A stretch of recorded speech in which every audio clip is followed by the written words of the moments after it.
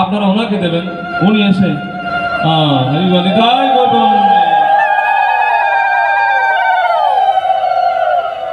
আমাদের প্রদ্যুম্ন কেশব প্রভু একজন আদর্শ গৃহস্থ ভক্ত।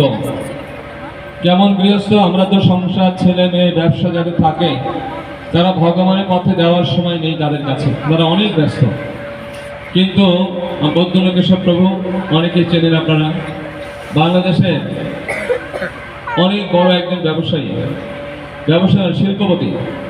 কিন্তু উনি যখনই সাধুসঙ্গ হয় সেখানে চলে যান, ওনার ব্যবসার কোনো ক্ষতি হয় না, বরং ভগবানের এবং গুরুদেবের কৃপা। ভগবান বলেছেন, অনন্য চিন্তায়ন্তমান যে জন্য পূজ্যোপাসতে তেষাম নিত্যাভিযুক্ত নাম যোগক্ষেম বহম।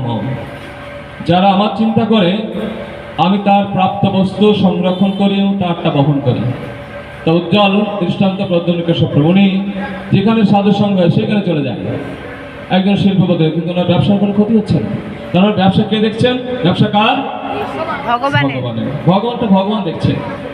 হ্যাঁ, তো উনি একজন আদর্শ গৃহস্থ, যে উনি না ছেলে মেয়ে, সংসার, ব্যবসা সব থাকতেও আমাদের সাথে এসে আপনাদের সকলের প্রভুপাদের, গুরুদেবের মহিমা প্রচার করছেন। আরও একজন রয়েছেন, আপনার কখনো বাগাবাড়ির ঘি খেয়েছেন?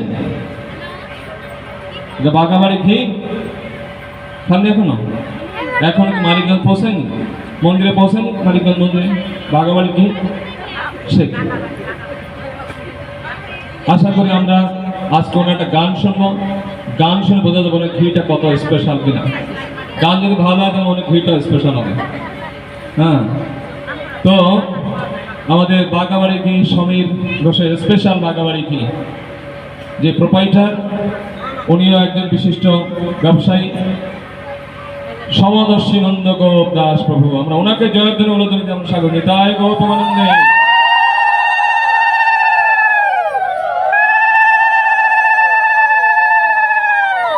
উপস্থিত সম্মানিত সুধী ভক্তবৃন্দ, আমরা একটা উদ্বোধন ভজন, এতক্ষণ প্রভুপাদের অভিষেক হলেন, মহাভিষেক অনুষ্ঠান অনুষ্ঠিত হল, প্রভুপাদ প্রতিষ্ঠিত হলেন ব্যাসাসনে। এখন আপনারা মনের মাধ্যমে দিয়ে তাকে একটা পুষ্পাঞ্জলি নিবেদন করবো আমরা করে। এখন একটা উদ্বোধন ভজন দিয়ে আজকে আমাদের অনুষ্ঠান দ্বিতীয় পর্ব শুরু করতে যাচ্ছি। আর এই ভজনটি গাইবেন আমাদের বাংলাদেশ ইসকনের অন্যতম